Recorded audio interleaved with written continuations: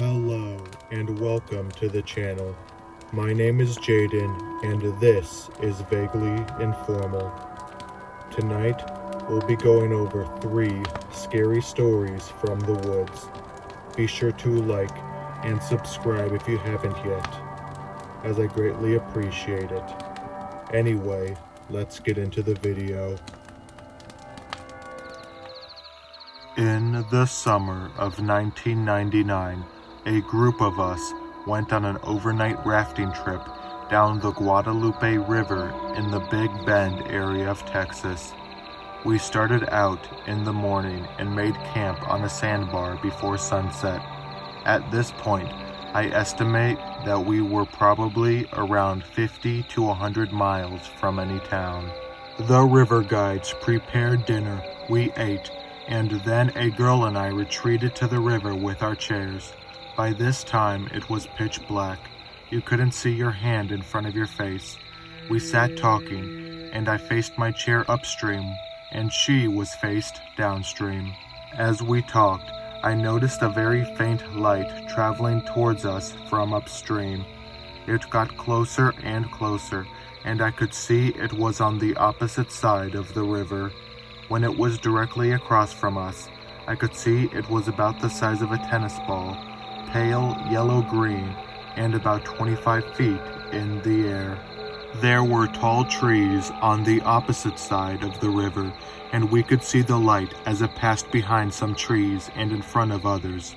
It kept going downstream and eventually got to a bend in the river where a pile of dead branches had washed up on shore. When it got to the branches, we could hear a crunching sound, like something very heavy was walking there. It passed the branches and went down the river a few hundred feet, stopped, then started back towards us. It crunched on the branches on the way back, then kept going the way it had come until it was out of sight. On the way out the next morning, I checked the opposite bank as we rafted past, but could not see any footprints. We never did figure out what it was. I am a firefighter with the U.S. Forest Service. This story is from an old supervisor of mine that I believe completely. The setting is 2004 or so in the Hells Canyon area of Middle Idaho. My supervisor's crew had been working all day and were going to be working through the night as well. As an assistant superintendent, he was out scouting ahead on an ATV. He was working his way down a logging road that had not been used in some time when a bobcat appeared in the middle of the road. The thing stood there for a good 10 seconds, screamed at him, and then scampered up a nearby tree. He found this odd, but not really unsettling. Half a mile or so down the road, he found a small cabin. This was also odd, as he was working on federal land, and no private structures should have been there. Upon investigation, he saw that all the windows had been boarded shut. A doorknob had been plunged out and secured to a hole drilled into the log frame by a chain. Someone did not want anything getting in or out of that cabin. Unsettled, he hopped on his ATV and headed back up the road. Where the bobcat had been, he found a Native American woman in a badly tattered nightgown. He yelled at her and asked if she needed help. She just screamed at him, the same scream as the cat, and climbed up the tree faster than any human could. My supervisor got out of there as fast as he could, unsure of who or what he had seen. He asked a local guy about the cabin. A local Native American heard them talking and said my supervisor had seen a skinwalker.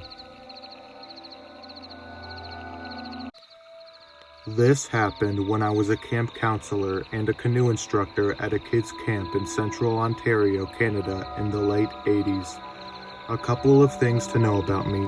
I am a very experienced outdoorsman, and I don't scare easily. Even at the time this story took place, although I was only 17, I'd already spent many nights alone in the wilderness. I know what sounds the woods make and what animals do what. What we experienced was none of the above.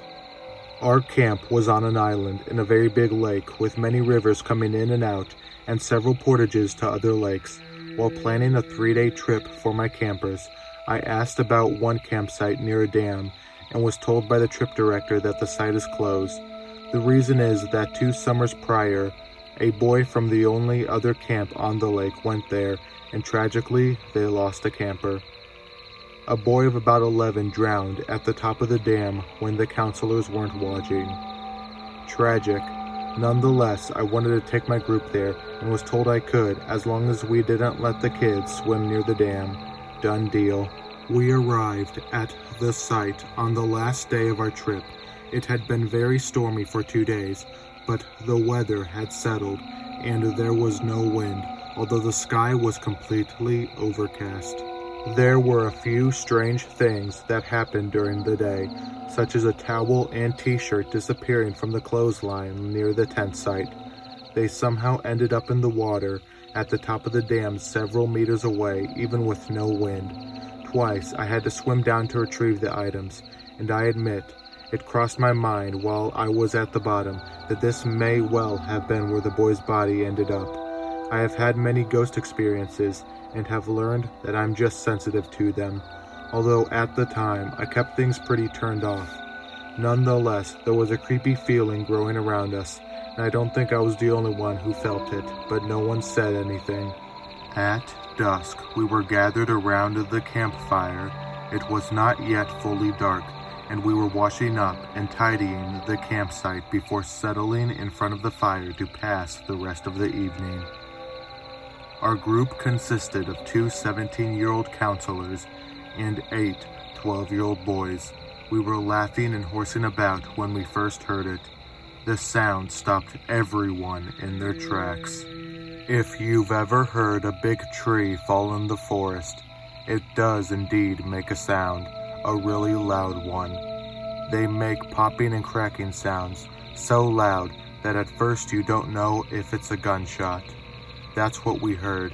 The evening was completely still, with not even a breeze, but somewhere nearby, a big-ass tree fell. It took about 10 seconds, and we heard every part of it, right until it hit the ground. When a big tree falls, you can feel the earth shake and shudder.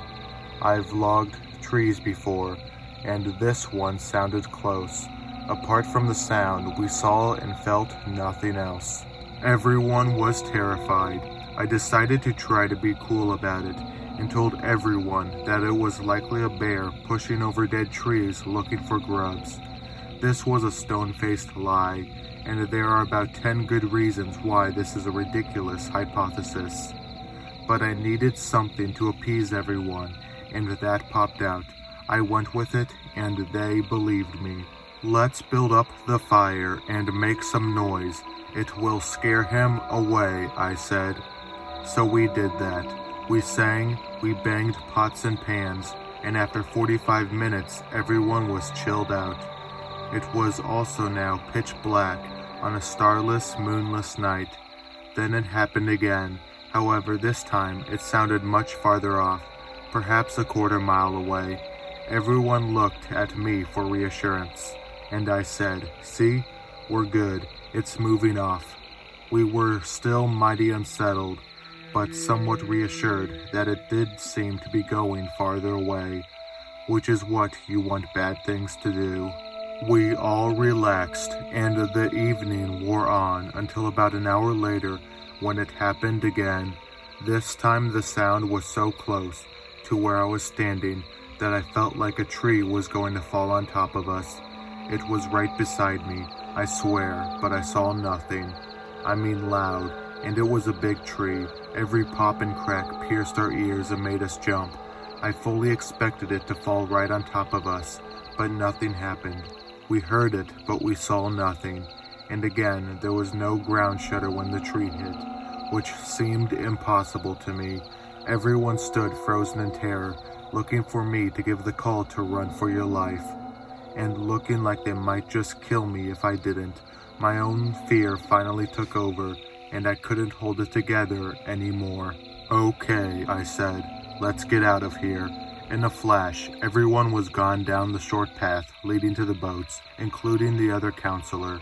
I had meant, let's pack up and do this orderly, but no such luck. One kid had stayed behind me, so with his help, I put out the fire and did a quick sweep of the place. We then went down to the water's edge to find the one canoe they had left for us. We paddled out into the channel and found that the others were rafted up and waiting. The first question I asked was, who has a life jacket on? No one did. Not one person, not even the other counselor. I was already unsure if I was going to keep my job for paddling at night, but the idea of paddling across a big lake at night without life jackets was a guaranteed end of summer for both of us. Never mind the obvious peril.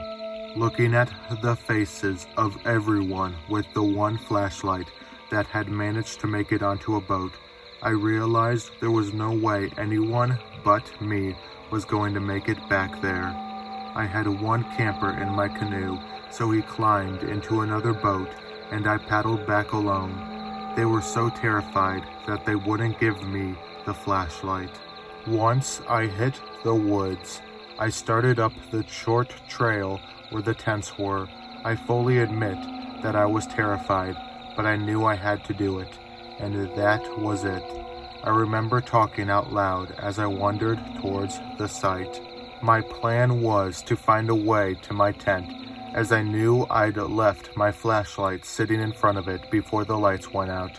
Without that, I'd never find the life jackets or the path back down to the water.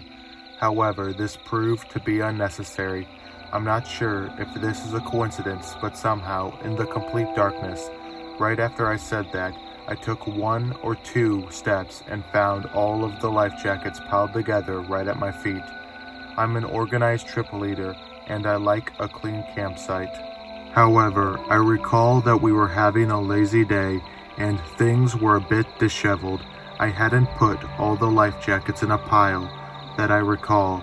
Further, I was with a group of typical messy and lazy boys and an equally lazy co-counselor, and I'm sure none of them did it. Nonetheless, somehow, in the absolute pitch darkness, the very first thing I found was a pile of life jackets. Counting the life jackets as I picked them up, I found every last one, and then turned around and was back at my boat a minute later.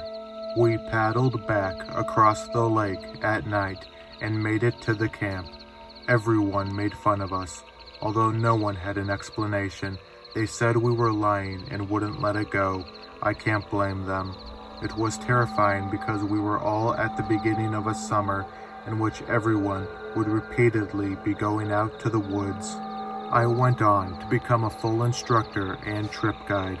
I've done epic trips since then that others only dream of, but I've never experienced anything like that before or since.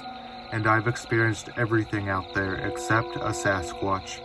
I've asked every Old Salt park ranger and Aboriginal Canadian I've met about the experience.